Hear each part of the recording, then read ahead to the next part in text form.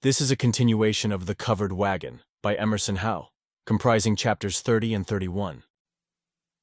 Chapter 30, The Dance in the Desert. There was no wedding that night at the Independence Rock. The Arapahoes saw to that. But there were burials the day following, 6 of them, 2 women, a child, 3 men. The night attack had caught the company wholly off guard, and the bright fire gave good illumination for shaft and ball.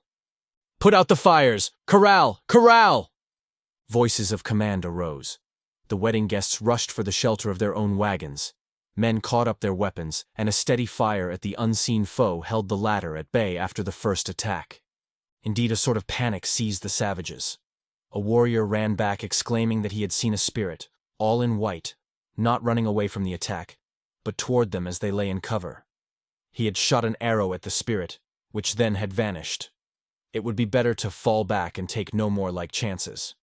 For this reason, the family of Molly Wingate, pursuing her closely as they could, found her at last, lying face down in the grass, her arms outspread, her white wedding gown red with blood.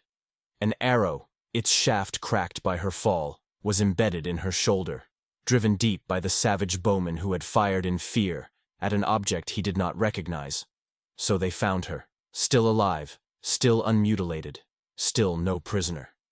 They carried the girl back to her mother, who reached out her arms and laid her child down behind the barricaded wagon wheels. "Bring me a candle, you!" she called to the nearest man. It chanced to be Sam Woodhull. Soon a woman came with a light. "Go away now," the mother commanded the disappointed man. He passed into the dark. The old woman opened the bodice over the girl's heart, stripped away the stained lace that had served in 3 weddings on 2 sides of the Appalachians, and so got to the wound. "It's into the bone," she said. "It won't come out. Get me my scissors out of my bag. It's hanging right side the seat, our wagon." "Ain't there no doctor?" she demanded, her own heart weakening now. But none could tell. A few women grouped around her.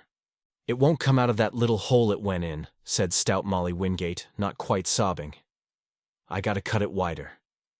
Silence held them as she finished the shreds of the ashen shaft and pressed to one side the stub of it. So with what tools she knew best, she cut into the fabric of her own weaving, out of her own blood and bone. Cut mayhap in steady snippings at her own heart, pulling and wrenching until the flesh, now growing purple, was raised above the girl's white breast. Both arms, in their white sleeves, lay on the trodden grass motionless. And had not shock and strain left the victim unconscious, the pain must now have done so.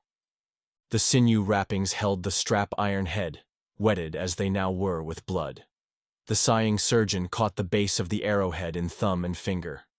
There was no stanching of the blood. She wrenched it free at last, and the blood gushed from a jagged hole which would have meant death in any other air or in any patient but the vital young. Now they disrobed the bride that was no bride, even as the rifle fire died away in the darkness. Women brought frontier draughts of herbs held sovereign, and laid her upon the couch that was not to have been hers alone. She opened her eyes, moaning, held out her arms to her mother, not to any husband, and her mother, bloody, unnerved, weeping, caught her to her bosom. "My lamb, my little lamb, oh dear me, oh dear me!" The wailing of others for their dead arose. The camp dogs kept up a continual barking, but there was no other sound. The guards now lay out in the dark. A figure came creeping toward the bridal tent. "Is she alive? May I come in? Speak to me, Molly." "Go on away, Sam," answered the voice of the older woman. "You can't come in." "But is she alive? Tell me." His voice was at the door, which he could not pass. "Yes, more's the pity," he heard the same voice say. But from the girl who should then have been his, to have and to hold, he heard no sound at all, nor could he know her frightened gaze into her mother's face, her tight clutch on her mother's hand. This was no place for delay. They made graves for the dead, pallets for the wounded. At sunrise the train moved on, grim, grave, dignified and silent in its very suffering. There was no time for reprisal or revenge. The one idea as to safety was to move forward in hope of shaking off pursuit. But all that morning and all that day, the mounted Arapahoes harassed them. At many bends of the Sweetwater, they paused and made sorties.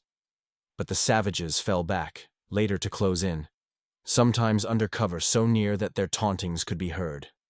Wingate, Woodhull, Price, Hall, Kelsey stationed themselves along the line of flankers, and as the country became flatter and more open, they had better control of the pursuers, so that by nightfall the latter began to fall back.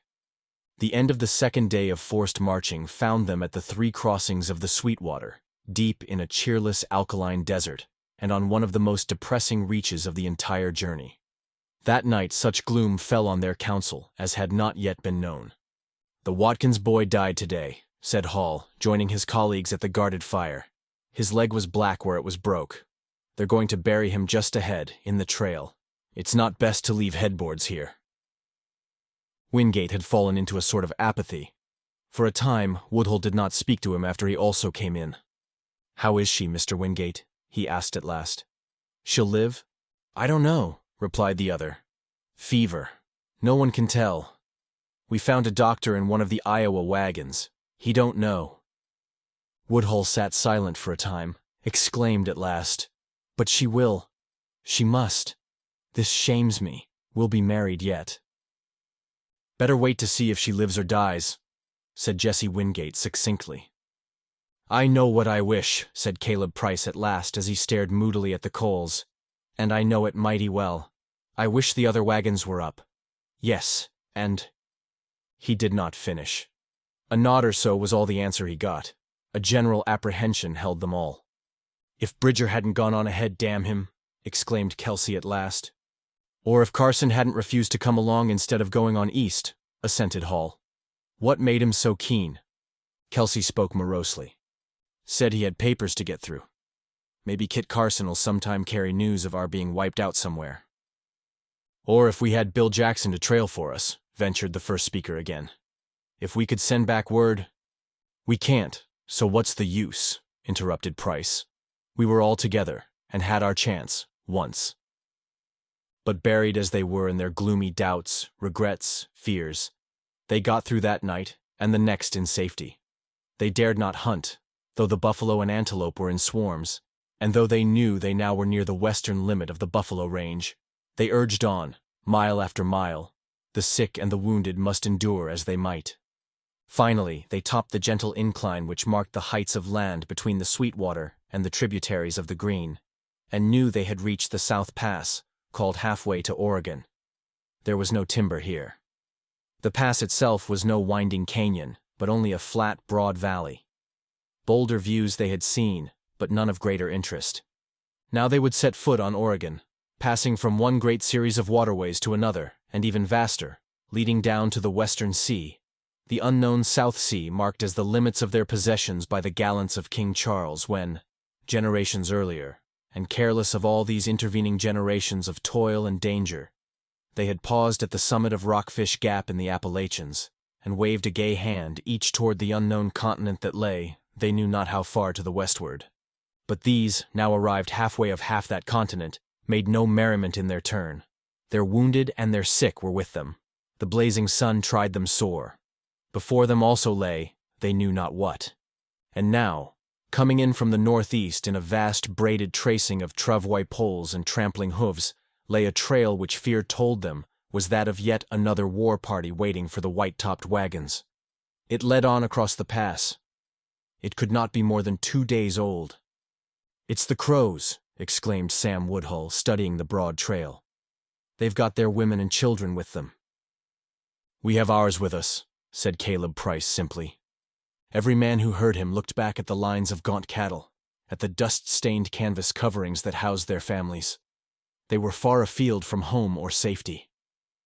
"Call Wingate. Let's decide what to do," exclaimed Price again. "We'll have to vote." They voted to go on, fault of any better plan. Some said Bridger's post was not far ahead. A general impatience, fretful, querulous, manifested itself. Ignorant, many of these wanted to hurry on to Oregon, which for most meant the Willamette Valley, in touch with the sea, marked as the usual end of the great trek. Few knew that they now stood on the soil of the Oregon country. The maps and journals of Molly Wingate were no more forthcoming. For Molly Wingate no more taught the evening school, but lay delirious under the hothouse canvas cover that intensified the rays of the blazing sun. It was life or death. But by now, life and death issue had become no unusual experience. It was August, midsummer, and only half the journey done. The heat was blinding, blistering. For days now, in the dry sage country, from the ford of the North Fork of the Platte, along the Sweetwater and down the Sandy, the white alkali dust had sifted in and over everything. Lips cracked open, hands and arms either were raw or black with tan. The wagons were ready to drop apart. A dull silence had fallen on the people, but fatuously following the great Indian Trail, they made camp at last, at the ford of the Green River. The third day's march down the Pacific slope. No 3 days of all the slow trail had been harder to endure than these. "Play for them, Jed," counseled Caleb Price, when that hardy youth, leaving his shrunken herd, came in for his lunch that day at the ford. "Yes, but keep that fiddle in the shade, Jed, or the sun certainly will pop it open." Jed's mother, her apron full of broken bits of sagebrush, turned to see that her admonishment was heeded before she began her midday coffee fire. As for Jed himself, with a wide grin, he crouched down at the side of the wagon and leaned against a wheel as he struck up a lively air, roaring joyously to his accompaniment. "Get out of the way, old Dan Tucker, you're too late to get your supper." Unmindful of the sullen apathy of men and women, the wailing of children stifling under the wagon tops, the moans of the sick and wounded in their ghastly discomfort, Jed sang with his cracked lips as he swung from one jig to the next, the voice of the violin reaching all the wagons of the shortened train. "Choose your partners," rang his voice in the joyous jesting of youth. And, marvel and miracle, then and there, those lean brown folk did take up the jest, and laughingly gathered on the sun-seared sands. They formed sets and danced a dance of the indomitable, at high noon, the heat blinding, the sand hot under feet not all of which were shod. Molly Wingate, herself 50 and full-bodied, cast down her firewood, caught up her skirt with either hand and made good an old-time jig to the tune of the violin and the roaring accompaniment of many voices and of patted hands. She paused at length, dropping her calico from between her fingers, and hastened to a certain wagon side as she wiped her face with her apron. "Didn't you hear it, Molly?" she demanded, parting the curtain and looking in. "Yes, I did. I almost wanted to join. Mother, I almost wanted to hope again. Am I to live? Where are we now?" "By a right pretty river, child, and enemost to Oregon. Come, kiss your mother, Molly. Let's try." Whereupon, having issued her orders and set everyone to work at something after her practical fashion, the first lady of the train went frizzling her shaved buffalo meat with milk in the frying pan, grumbling that milk now was almost at the vanishing point, and that now they wouldn't see another buffalo, but always getting forward with her meal. This, she at last amiably announced. "Well, come and get it, people, or I'll throw it to the dogs." Flat on the sand, on blankets or odds and ends of hide, the emigrants sat and ate, with the thermometer, had they had one, perhaps 110 in the sun. The men were silent for the most part, with now and then a word about the ford, which they thought it would be wise to make at once, before the river perchance might rise, and while it still would not swim the cattle. "We can't wait for anyone, not even the crows," said Wingate, rising and ending the mealtime talk. "Let's get across." Methodically they began the blocking up of the wagon bodies to the measurement established by a wet pole. "Thank the Lord," said Wingate. "They'll just clear now if the bottom is hard all the way." One by one the teams were urged into the ticklish crossing. The line of wagons was almost all at the farther side, when all at once the rear guard came back, spurring. "Corral! Corral!" he called. He plunged into the stream as the last driver urged his wagon up the bank. A rapid dust cloud was approaching down the valley. "Indians!" called out a dozen voices. "Corral men!" For God's sake, quick, corral! They had not much time or means to make defense, but with training now become second nature, they circled and threw the dusty caravan into the wonted barricade, tongue-to-tail gate. The oxen could not all be driven within. The loose stock was scattered, the horses were not on picket lines at that time of day. But driving what stock they could, the boy herders came in at a run when they saw the wagons parking. There was no time to spare. The dust cloud swept on rapidly. It could not spell peace, for no men would urge their horses at such pace under such a sun, save for one purpose: to overtake this party at the ford.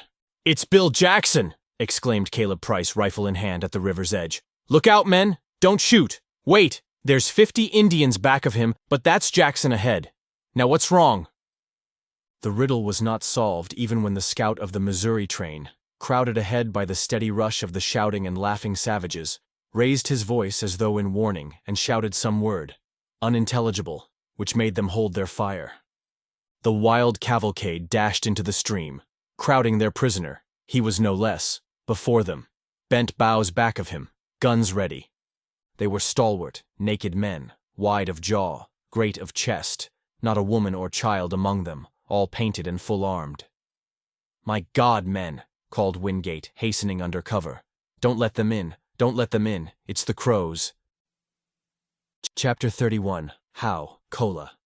"How, Cola!" exclaimed the leader of the band of Indians, crowding up to the gap in the corral where a part of the stock had just been driven in. He grinned maliciously and made the sign for Sioux, the edge of the hand across the throat. But men, rifles crosswise, barred him back, while others were hurrying, strengthening the barricade.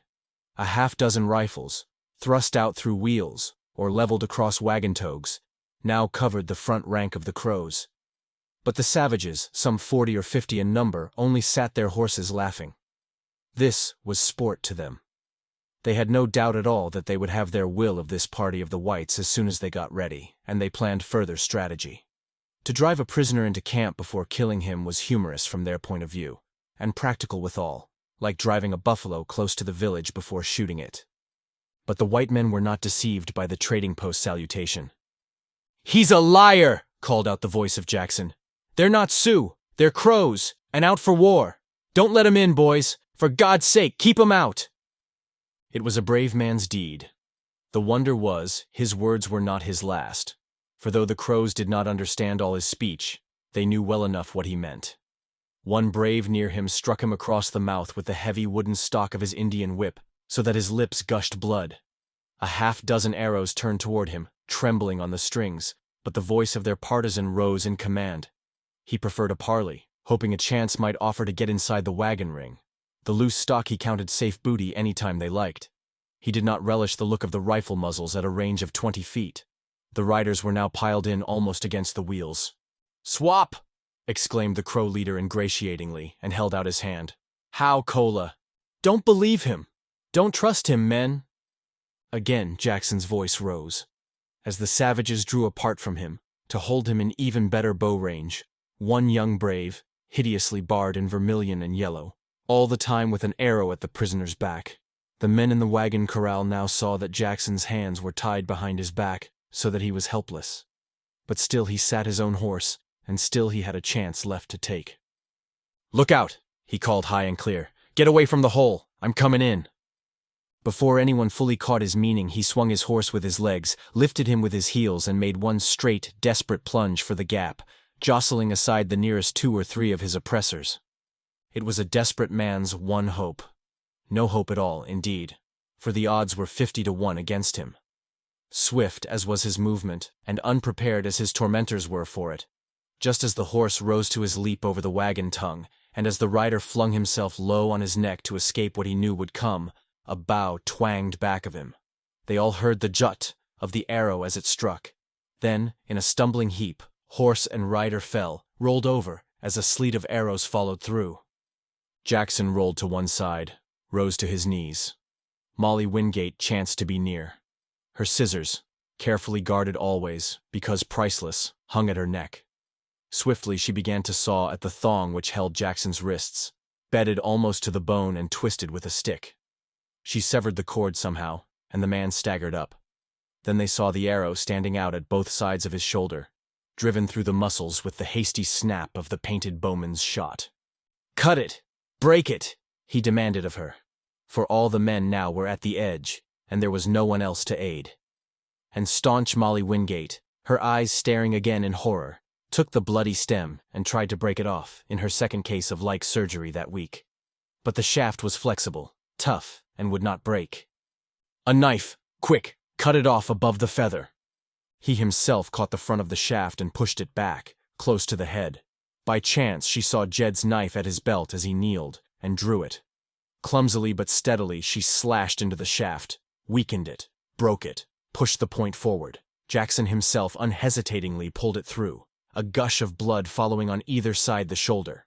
There was no time to notice that. Crippled as he was, the man only looked for weapons. A pistol lay on the ground, and he caught it up. But for the packs and bales that had been thrown against the wheels, the inmates of the corral would all have fallen under the rain of arrows that now slatted and thudded in. But they kept low, and the Indians were so close against the wagons that they could not see under the bodies or through the wheels. The chocks had not yet been taken out from under the boxes, so that they stood high. Against such a barricade, cavalry was helpless. There was no warrior who wanted to follow Jackson's example of getting inside. For an instant, there came no order to fire.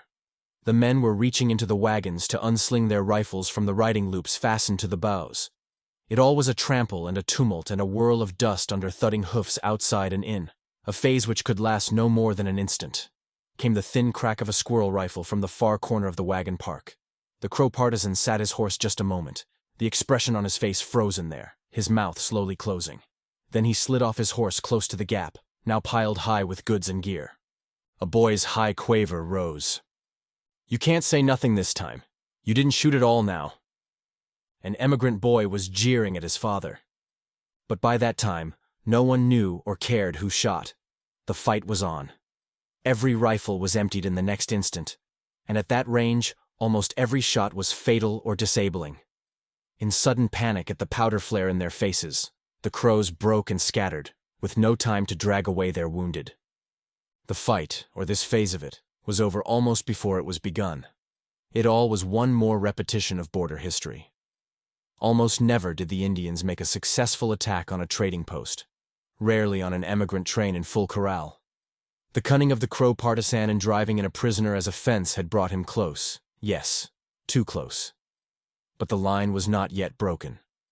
Firing with a steady aim, the emigrants added to the toll they took. The Crows bent low and flogged their horses. Only in the distant willow thickets did they pause. They even left their dead. There were no wounded, or not for long. Jackson, the pistol in his hand, his face gray with rage and pain, stepped outside the corral. The Crow chief shot through the chest, turned over, looked up dully. "How, Cola?" said his late prisoner, baring his teeth. And what he did with this brave he did with all the others of the wounded able to move a hand. The debt to savage treachery was paid, savagely enough, when he turned back to the wagons, and such was the rage of all at this last assault that no voice was raised to stay his hand. "There's nothing like tobacco," asserted Jackson coolly when he had re-entered the corral, and it came to the question of caring for his arrow wound. "Just tie on a good chaw of tobacco on each side of that hole and it won't be long afore she's all right. I'm glad it went plumb through. I've knowed a arrowhead to pull off and stay in when the sinew wrappings got loose from soaking.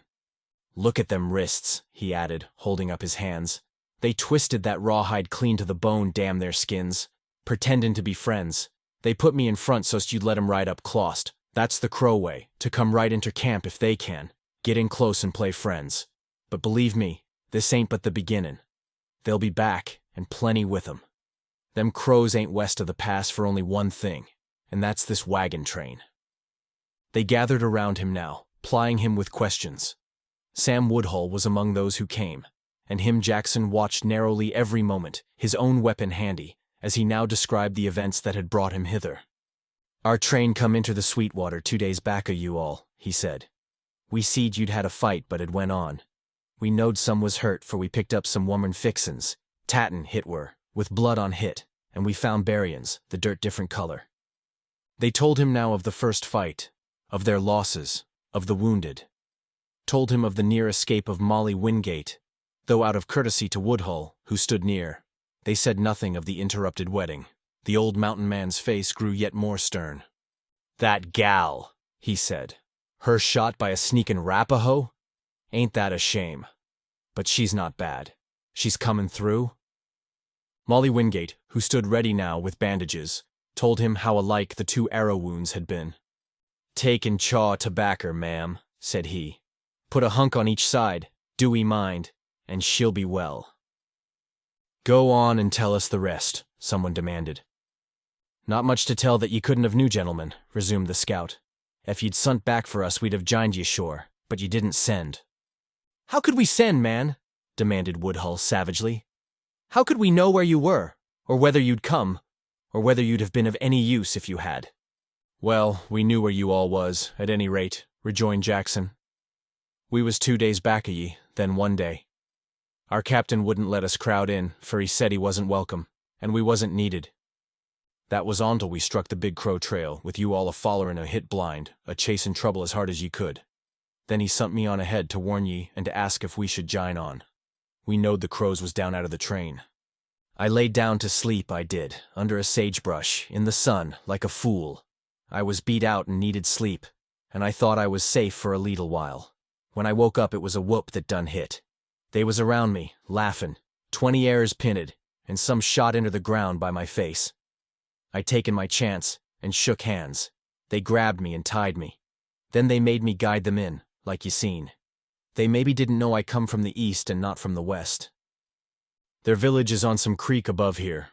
I think they're on a visit to the Shoshones. 800 men they are, or more. It's more'n what it was with the Sioux on the Platte, for you're not so many now. And any time now the main band may come. Get ready, men. For me, I must get back to my own train. They may be back 20 miles or 30. Would every man want to ride with me? Would ye, Sam Woodhull? The eyes of his associates rested on Woodhull. I think 1 man would be safer than 2, said he. My own place is here if there's sure to be a fight. Mebbe so, assented Jackson. In fact, I don't know as more'n 1'd get through if you and me both started. His cold gray eye was fixed on Woodhull carelessly. And if hit was the wrong man got through, he'd never lead them Missouri men forward to where this fight'll be. And hit'll be right here. Look yon, he added. He nodded to the westward, where a great dust cloud arose. More is comin', said he. Yon's Bannocks like as not, or even the Shoshones, all I know, though they're usual quiet. The runners is out atween all the tribes. I must be on my way. He hurried to find his own horse, looked to its welfare, for it too had an arrow wound. As he passed a certain wagon, he heard a voice call to him, saw a hand at the curtained front. Miss Molly, it's you. You're not dead no ways then. Come, said the girl. He drew near, fell back at sight of her thin face, her pallor. But again she commanded him. I know, said she. He's safe. Yes, Miss Molly, a lot safer'n any of us here. You're going back to him? Yes. When he knows you're hurt, he'll come. Nothin'll stop him once I tell him. Wait, she whispered. I heard you talk. Take him this. She pushed into his hand a folded paper, unsealed, without address. To him, she said, and fell back on the blankets of her rude pallet. At that moment her mother was approaching, and at her side walked Woodhull, actuated by his own suspicions about Jackson. He saw the transaction of the past note and guessed what he could not know. He tapped Jackson on the shoulder, drew him aside, his own face pale with anger. I'm one of the officers of this train, said he. I want to know what's in that note. We have no truck with Banyan, and you know that. Give it to me. Jackson calmly tucked the paper into the firebag that hung at his belt. Come and take it, Sam, damn ye, said he. I don't know what's in hit and won't know. Who it's to ain't none of your damn business. You're a cursed meddler, broke out Woodhull. You're a spy in our camp, that's all you are. So, well, cussed meddler or not, I'm a cussed sure shot, and I advise ye to give over on all this and mind your business.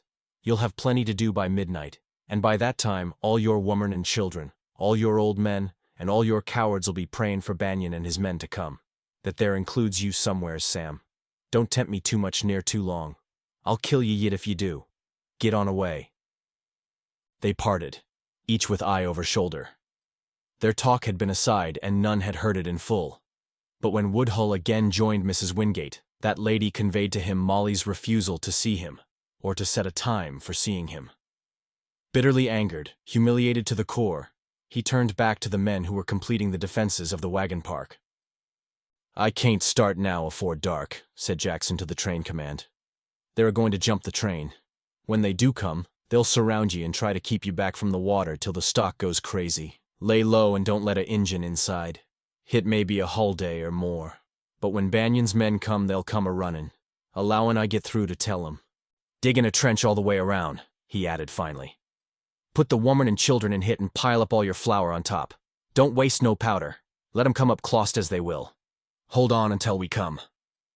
At dusk, he slipped away, the splash of his horse's feet in the ford coming fainter and fainter, even as the hearts of some felt fainter as his wise and sturdy counsel left them. Naught to do now, but to wait. They did wait, the women and children, the old, the ill, and the wounded huddled shivering and crying in the scooped-out sand, hardest and coldest of beds. The men in line against the barricade, a circle of guards outside the wagon park. But midnight passed, and the cold hours of dawn, and still no sign came of an attack.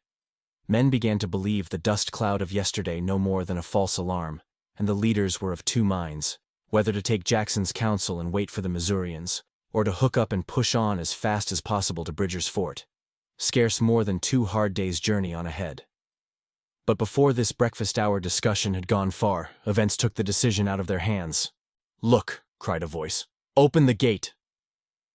The cattle guards and outposts who had just driven the herd to water were now spurring for shelter and hurrying on the loose stock ahead of them. And now, from the willow growth above them, from the trail that led to the ford and from the more open country to the westward, there came, in 3 great detachments, not a band or a body, but an army of the savage tribesmen, converging steadily upon the wagon train. They came slowly, not in a wild charge, not yelling, but chanting. The upper and right-hand bodies were crows. Their faces were painted black, for war and for revenge. The band on the left were wild men, on active half-broke horses, their weapons for the most part bows and arrows. They later found these to be bannocks, belonging anywhere but here, and in any alliance rather than with the crows from east of the pass. Nor did the latter belong here to the south and west, far off their own great hunting range. Obviously what Carson, Bridger, Jackson had said was true. All the tribes were in league to stop the great invasion of the white nation, who now were bringing their women and children and this thing with which they buried the buffalo.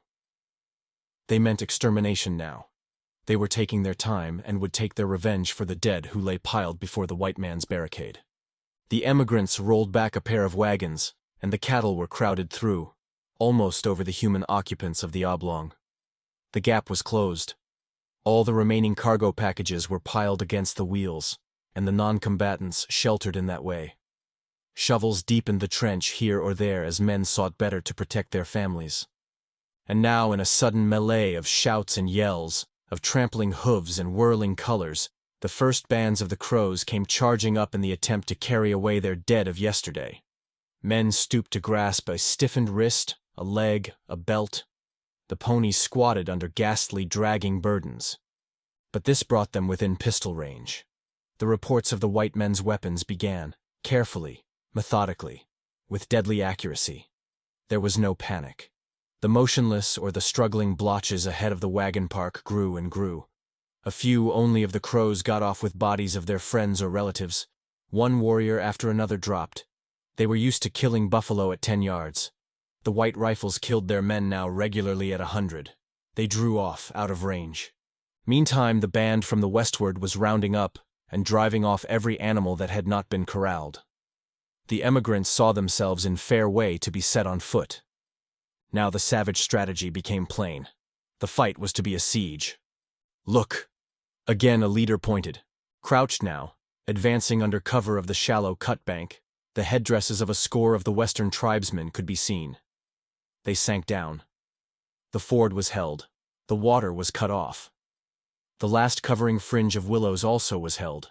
On every side, the black-painted savages sat their ponies, out of range. There could be no more water or grass for the horses and cattle, no wood for the camp. There was no other concerted charge for a long time. Now and then some painted brave, chanting a death song, would ride slowly toward the wagon park, some dervish vow actuating him, or some bravado impelling him. But usually he fell. It all became a quiet, steady, matter-of-fact performance on both sides, This very freedom from action and excitement, so different from the gallant riding of the Sioux, was more terrifying than direct attack en masse, so that when it came to a matter of shaken morale, the whites were in as bad case as their foes. Although thus far they had had no casualty at all.